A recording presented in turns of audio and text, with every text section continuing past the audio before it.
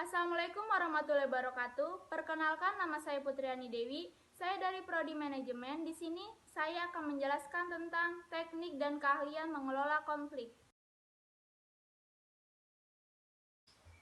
Sebelum saya menjelaskan tentang teknik dan keahlian mengelola konflik, kita harus tahu dulu apa itu konflik.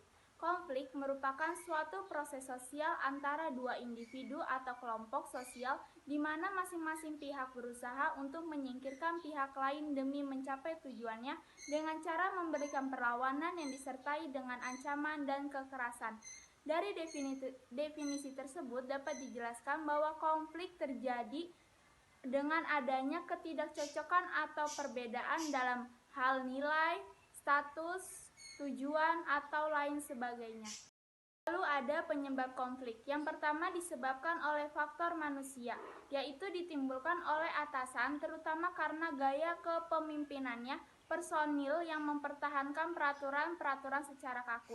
Dengan adanya gaya tersebut dapat menimbulkan ciri-ciri kepribadian individual antara lain sikap egoistis, temperamental, sikap fanatik, dan sikap otoriter. Yang kedua yaitu faktor organisasi yang di dalamnya meliputi pertama, persaingan dalam menggunakan sumber daya. Jadi, apabila sumber daya baik berupa uang, material, atau sarana lainnya terbatas atau dibatasi, maka dapat timbul persaingan dalam penggunaannya. Ini merupakan potensi terjadinya konflik antara unit atau departemen dalam suatu organisasi. Yang kedua yaitu perbedaan tujuan antar unit-unit organisasi. Jadi, tiap-tiap unit dalam organisasi mempunyai spesialisasi dalam fungsi, tugas, dan bidangnya. Perbedaan ini sering mengarah pada konflik minat antar unit tersebut. Misalnya, unit penjualan menginginkan harga yang relatif rendah dengan tujuan untuk lebih menarik konsumen. Sementara unit produksi menginginkan harga yang tinggi dengan tujuan untuk memajukan perusahaan. Yang ketiga yaitu ada interdependensi tugas, di mana konflik terjadi karena adanya saling ketergantungan antara satu kelompok dengan kelompok lainnya. Kelompok yang satu tidak dapat bekerja karena menunggu hasil kerja dari kelompok lainnya. Yang keempat yaitu ada perbedaan nilai dan persepsi, di mana suatu kelompok tertentu mempunyai persepsi yang negatif karena merasa mendapat perlakuan yang tidak adil. Contohnya seperti para manajer yang relatif mudah memiliki persepsi bahwa mereka mendapat tugas-tugas yang cukup berat, rutin, dan rumit. Sedangkan para manajer senior mendapatkan tugas yang ringan dan sederhana. Lalu ada kekaburan yurisdiksional, di mana konflik terjadi karena batas-batas aturan tidak jelas, yaitu contohnya seperti adanya tanggung jawab yang tumpang tindih. Selanjutnya yaitu adalah masalah status, di mana konflik dapat terjadi karena suatu unit atau departemen mencoba memperbaiki dan meningkatkan status, sedangkan unit departemen yang lain menganggap sebagai suatu yang mengancam posisinya dalam status hierarki organisasi. Yang terakhir yaitu ada hambatan komunikasi, di mana hambatan komunikasi ini baik dalam perencanaan, pengawasan, koordinasi, bahkan kepemimpinan dapat menimbulkan konflik antar unit atau departemen. Selanjutnya yaitu ada dampak positif dari konflik. Yang pertama yaitu menguatnya solidaritas kelompok. Jadi, ketika sebuah konflik terjadi, masing-masing kelompok akan berusaha memperkuat solidaritas dari masing-masing anggota kelompoknya. Yang kedua yaitu ada mencapai kemajuan, di mana konflik tidak selamanya dilakukan dengan kekerasan. Konflik dalam bentuk persaingan akan membuat kelompok yang bersaing memperoleh kemajuan dikarenakan faktor globalisasi, yaitu di mana masyarakat yang berkembang pesat akan berusaha menyesuaikan diri dan membuatnya bersaing agar memiliki peradaban yang maju dalam kelompoknya. Yang ketiga yaitu ada membentuk kepribadian, di mana konflik yang dilakukan dengan persaingan yang baik akan menumbuhkan sifat jujur dari kelompok-kelompok yang bersaing.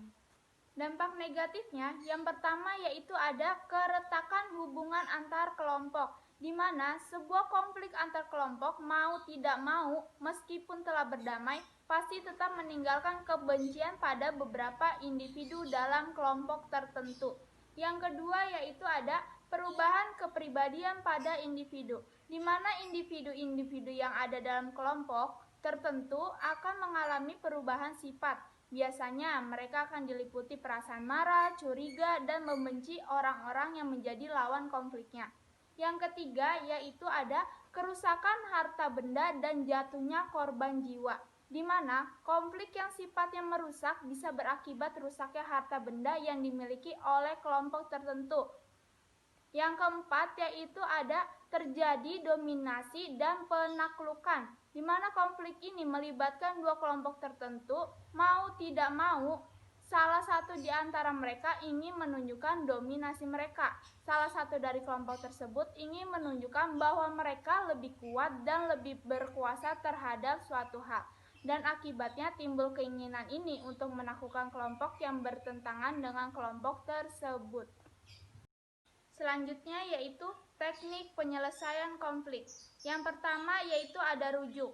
Rujuk merupakan suatu usaha pendekatan yang hasrat untuk kerjasama dan menjalani hubungan yang lebih baik demi kepentingan bersama. Jadi dari rujuk ini biasanya diperlukan untuk unsur ketegangan di beberapa pihak. Yang kedua yaitu ada persuasi. Persuasi yaitu usaha mengubah posisi pihak lain, yaitu dengan tujuannya menunjukkan kerugian yang mungkin timbul dengan bukti faktual serta dengan menunjukkan bahwa usul kita menguntungkan dan konsisten dengan norma dan standar keadilan yang berlaku.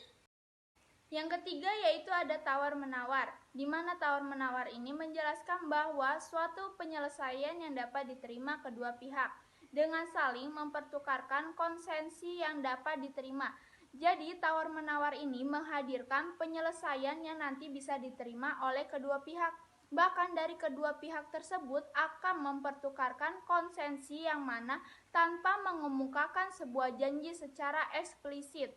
Yang keempat yaitu ada pemecahan masalah terpadu, di mana usaha menyelesaikan masalah dengan memadukan kebutuhan kedua pihak. Jadi nantinya ada usaha untuk menyelesaikan masalah dengan menggabungkan berbagai kebutuhan kedua belah pihak. Yang kelima yaitu ada penarikan diri.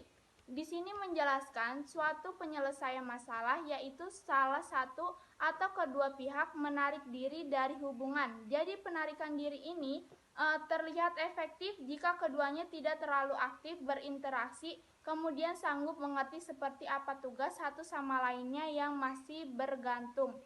Yang keenam ada pemaksaan dan penekanan, di mana cara ini memaksa dan menekan pihak lain agar menyerah. Biasanya cara ini menggunakan bentuk ancaman atau bentuk intimidasi sehingga kurang efektif, karena dari salah satu pihak harus bisa menyerah atau mengalah secara terpaksa. Yang ketujuh yaitu ada intervensi, yaitu campur tangan, di mana ini merupakan pihak ketiga. Jadi apabila pihak yang bersengketa tidak bersedia berunding atau usaha kedua belah pihak menemui jalan buntu, maka pihak ketiga dapat dilibatkan dalam penyelesaian konflik. Selanjutnya yaitu ada pengelolaan konflik. Konflik dapat dicegah atau dikelola dengan yang pertama yaitu ada disiplin. Nah, disiplin ini dapat digunakan untuk mengelola dan mencegah konflik. Contohnya, manajer perawat harus mengetahui dan memahami peraturan-peraturan yang ada dalam organisasi. Jika belum jelas, mereka harus mencari bantuan untuk memahaminya. Yang kedua, yaitu ada pertimbangan pengalaman dalam tahapan kehidupan. Jadi, konflik dapat dikelola dengan mendukung perawat untuk mencapai tujuan sesuai dengan pengalaman dan tahapan hidupnya. Misalnya, perawat junior yang berprestasi dapat dipromosikan untuk mengikuti pendidikan ke jenjang yang lebih tinggi. Sedangkan bagi perawat senior yang berprestasi dapat dipromosikan untuk menduduki jabatan yang lebih tinggi. Yang ketiga, yaitu ada komunikasi, di mana suatu komunikasi yang baik akan menciptakan lingkungan yang terapetik dan kondusif. Jadi misalnya suatu upaya yang dapat dilakukan manajer untuk menghindari konflik adalah dengan menerapkan komunikasi yang efektif dalam kegiatan sehari-hari yang akhirnya dapat dijadikan sebagai satu cara hidup. Keempat yaitu ada mendengarkan secara aktif, di mana mendengarkan secara aktif ini merupakan hal penting untuk mengelola konflik. Jadi, untuk memastikan bahwa penerimaan para manajer, perawat telah memiliki pemahaman yang benar, mereka dapat merumuskan kembali permasalahan para pegawai sebagai tanda bahwa mereka telah mendengarkan. Dan yang terakhir yaitu ada teknik atau keahlian mengelola konflik, di mana pendekatan dalam resolusi konflik tergantung pada konflik itu sendiri, karakteristik orang-orang yang terlibat di dalamnya, keahlian individu yang terlibat dalam penyelesaian konflik, pentingnya isu yang menimbulkan konflik, dan ketersediaan waktu dan tenaga. Selanjutnya yaitu ada metode menangani konflik. Ada 4 metode. Yang pertama, metode dominasi atau supresi. Tindakan metode supresi dan dominasi dalam menangani konflik yaitu yang pertama ada memaksa. Contohnya, apabila orang yang berkuasa pada pokoknya menyatakan, "Sudah, jangan banyak bicara, saya berkuasa di sini dan saudara harus melaksanakan perintah saya." Nah, itu contoh dari memaksa. Yang kedua yaitu membujuk. Dalam kasus membujuk yang merupakan sebuah cara untuk menekan konflik dengan cara yang lebih diplomatik. Contohnya, sang manajer mencoba mengurangi luas dan pentingnya ketidaksetujuan yang ada, dan ia mencoba secara sepihak membujuk pihak lain untuk mengikuti keinginannya. Yang selanjutnya yaitu ada menghindari. Jadi, apabila kelompok-kelompok yang sedang bertengkar datang pada seorang manajer untuk meminta keputusannya, tetapi ternyata bahwa sang manajer menolak untuk turut campur dalam persoalan tersebut, maka setiap pihak akan mengalami perasaan tidak puas. Nah, itu contoh dari menghindari. Yang terakhir yaitu ada keinginan mayoritas. Upaya untuk menyelesaikan konflik kelompok melalui pemungutan suara, di mana suara terbanyak menang, dapat merupakan sebuah cara efektif. Yang kedua ada metode kompromi, di mana kompromi ini mencoba menyelesaikan konflik dengan menemukan dasar yang di tengah dari dua pihak yang berkonflik. Jadi yang termasuk di dalam kompromi ini ada akomodasi dan sharing. Yang pertama, akomodasi. Akomodasi ini menggambarkan kompetisi bayangan cermin yang memberikan keseluruhannya penyelesaian pada pihak lain tanpa ada usaha memperjuangkan tujuannya sendiri. Yang kedua yaitu ada sharing, di mana suatu pendekatan penyelesaian kompromistis antara dominasi kelompok dan kelompok damai. Yang ketiga yaitu ada metode pemecahan problem integratif, yaitu dengan menyelesaikan konflik secara integratif, konflik antar kelompok diubah menjadi situasi pemecahan persoalan bersama yang bisa dipecahkan dengan bantuan teknik-teknik pemecahan masalah. Jadi, dalam metode ini, pihak-pihak yang bertentangan bersama-sama mencoba memecahkan masalahnya dan bukan hanya mencoba menekan konflik atau berkompromi. Metode yang terakhir yaitu metode kompetisi, di mana penyelesaian konflik yang menggambarkan satu pihak mengalahkan atau mengorbankan yang lain. Penyelesaian bentuk kompetisi ini dikenal dengan istilah win-loss orientation, di mana win-loss orientation ini memiliki 5 orientasi. Yang pertama ada win-loss, yaitu menang kalah, di mana sikap menang kalah ini dapat muncul dalam bentuk yang pertama, menggunakan orang lain, baik secara emosional ataupun fisik, untuk kepentingan diri. Yang kedua, mencoba untuk berada di atas orang lain. Yang ketiga, menjelek-jelekan orang lain supaya diri sendiri nampak baik. Yang keempat, selalu mencoba memaksakan kehendak tanpa memperhatikan perasaan orang lain. Dan yang kelima, iri dan dengki ketika orang lain berhasil. Yang kedua, ada loss win, kalah menang. Dalam gaya ini, seseorang tidak mempunyai tuntutan, visi, dan harapan. Ia cenderung cepat menyenangkan atau memenuhi tuntutan orang lain. Yang ketiga, yaitu ada loss-loss atau kalah-kalah. Nah, dalam loss-loss ini biasanya terjadi jika orang yang bertemu sama-sama punya paradigma menang kalah, karena keduanya tidak bisa bernegosiasi secara hebat. Maka mereka berprinsip jika tidak ada yang menang, lebih baik semuanya kalah.